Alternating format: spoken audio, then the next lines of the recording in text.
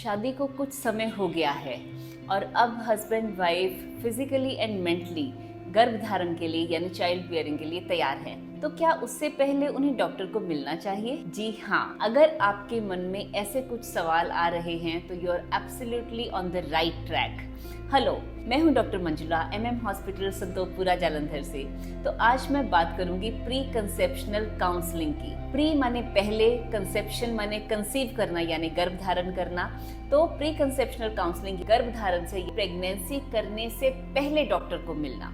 Pre conceptional counselling जो है ये एक बहुत ही क्रूशियल स्टेप है जो कि ये इंश्योर करता है that we have a healthy mother and a healthy baby. Pre conceptional counselling में होता क्या है? इसमें बेसिकली डॉक्टर आपको बहुत ही डिटेल में आपसे हिस्ट्री लेते हैं, फिर आपका एग्जामिनेशन होता है, फिर आपको सही तरीके से गाइड किया जाता है जिससे कि आपको प्रेगनेंसी के दौरान किसी भी तरह की प्रॉब्लम ना आए और जो मदर और बेबी है उसकी हेल्थ को इंश्योर किया जाता है। तो अब मैं स्टेप बाय स्टेप आपको बताऊंगी कि प्री कंसेप्शनल काउंसलिंग क्या होती है। देखिए, सबसे पहले तो जैसे मैंने आपको बताया कि इसमें डिटेल्ड हिस्ट्री ली जाती है कपल की, कि सबसे पहले तो ऑक्यूपेशनल हिस्ट्री की आप दोनों क्या काम करते हैं, कि अगर सपोज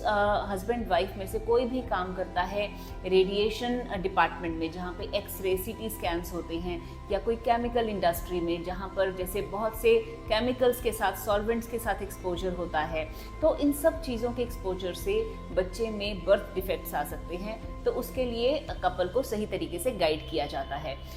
एंड देन अगर सपोज हस्बैंड जो है उसका बहुत ही ऐसा जॉब है कि जिसमें उसको बहुत देर धूप में रहना पड़ता है, या may be something related to furnace जिसमें कि बहुत हीट इन्वॉल्व होती है, तो ये सब चीज़ों की डिटेल्ड हिस्ट्री ली जाती है। और इसके अलावा काम में कितना फिजिकल और मेंटल स्ट्रेस है तो ये भी असेस किया जाता है। फिर उसके बाद पास्ट हिस्ट्री ली जाती है कि इन हस्बैंड वाइफ में से किसी को भी बचपन से अभी तक कभी कोई लंबी बीमारी, कोई ट्यूबरक्लोसिस की प्रॉब्लम, कोई asthma, any kind of surgery if done in the past, तो ये पूछा जाता है। फिर उसके बाद नेक्स्ट जो सबसे इम्पोर्टेंट है वो है कि आपकी फैमिली हिस्ट्री, कि आपके परिवार में जैसे आपके माता पिता, भाई बहन में से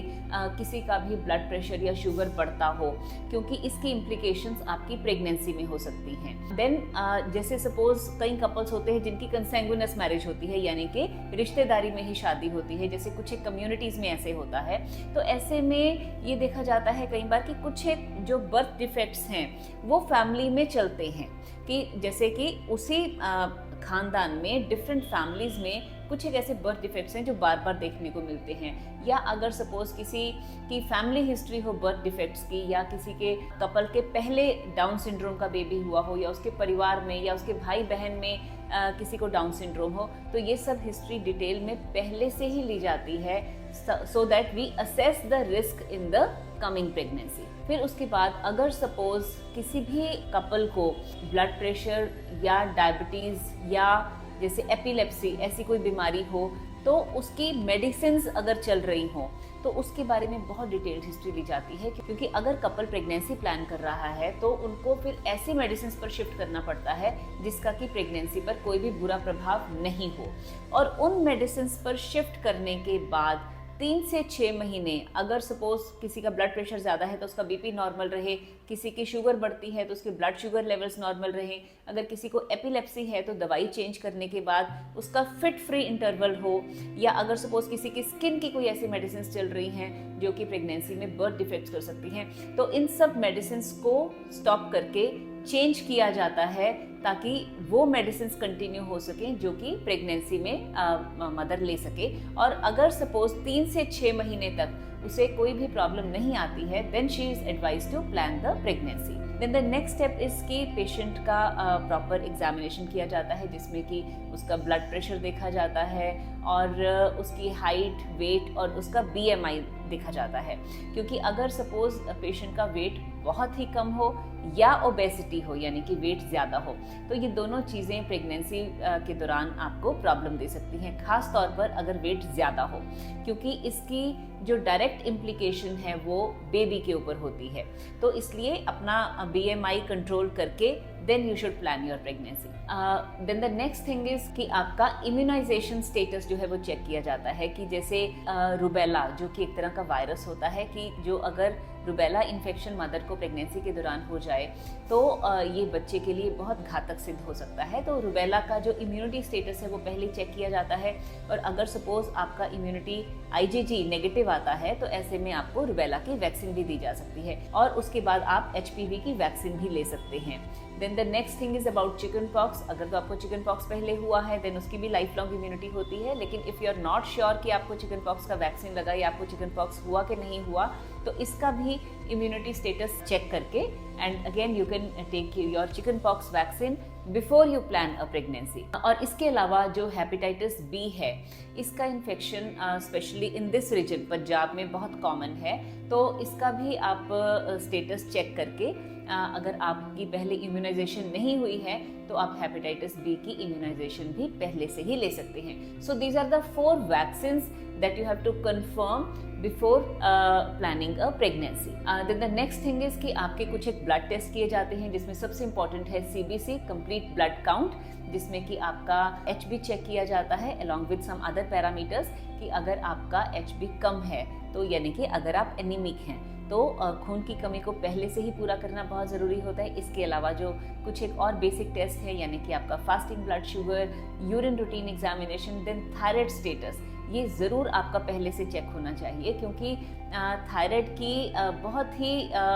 इम्पॉर्टेंट इम्प्लिकेशंस हैं ड्यूरिंग प्रेगनेंसी, कि थायराइड के लेवल्स हमेशा नॉर्मल रहने चाहिए। तो इन केस आपका थायराइड कम या ज़्यादा है तो अगेन आप उसकी मेडिसिन पहले से ही स्टार्ट कर सकते हैं, so as to ensure a healthy pregnancy. इसके अलावा एक थैलेसीमिया स्टेटस है जो कि हम यूजुअली एडवाइस करते हैं पेशेंट्स को, ख़ास तौर पर कि जिनका अगर HB कम हो, तो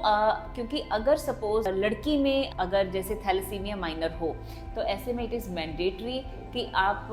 बॉय का भी यानी कि हस्बैंड का भी थैलेसीमिया स्टेटस ज़रूर चेक कराएं, क्योंकि अगर उन दोनों को थैलेसीमिया है तो देयर इज़ अ 25% चांस कि बच्चे को थैलेसीमिया मेजर हो सकता है, विच इज़ लाइफ थ्रेटनिंग। तो इसे चेक करना भी इम्पॉर्टेंट है। देन इसके अलावा ब्लड ग्रुप, यानी कि अगर आप RH नेगेटिव हैं और हस्बैंड RH पॉजिटिव है तो ऐसे में अगेन प्रेगनेंसी के दौरान थोड़ा सा उसे क्लोजली मॉनिटर करना होता है और कुछ एक एडिशनल टेस्ट करने होते हैं। तो after this history, examination and guidance about the medicine, उसके बाद डॉक्टर आपको एडवाइस करते हैं एक विटामिन जिसे कि हम फॉलिक एसिड कहते हैं। तो इसकी रूटीन डोज जो है वो 400 माइक्रोग्राम होती है, लेकिन अगर सपोज लड़की का वेट ज़्यादा है यानी कि ओबीज है, या सपोज आपको पहले एक प्रेगनेंसी ऐसी हो चुकी है कि जिसमें कि बच्चे को न्यूरल ट्यूब डिफेक्ट्स थे, यानी कि रीढ़ की हड्डी में कोई प्रॉब्लम थी,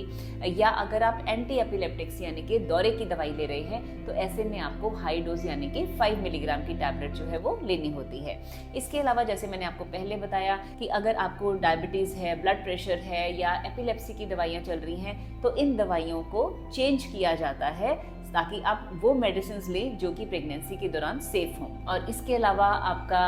अनीमिया अगर है तो उसको करेक्ट करने के लिए आयरन सप्लीमेंट्स भी डाला जाता है। अगर आपका वेट ज़्यादा है तो आपको डाइट और फिजिकल एक्टिविटी के बारे में गाइड किया जाता है ताकि आपका वेट जो है वो नॉर्मल रेंज में आए before you plan for pregnancy. इसके अलावा आपको गाइड किया जाता है कि आप दोनों हस्बैंड वाइफ जो हैं वो आप अपना आपस में डिस्कस करें, स्पेशली अगर आप दोनों ही जॉब करते हैं, कि आप डिलीवरी के बाद किस तरह से अपनी रिस्पॉन्सिबिलिटीज़ को डिवाइड करेंगे, so that you have a very smooth postpartum period और आप अपने इस पेरेंटहुड को बहुत एंजॉय कर सके। So that is all in this video. I hope you like the content, and if so do share the video and subscribe to my YouTube channel. Thank you.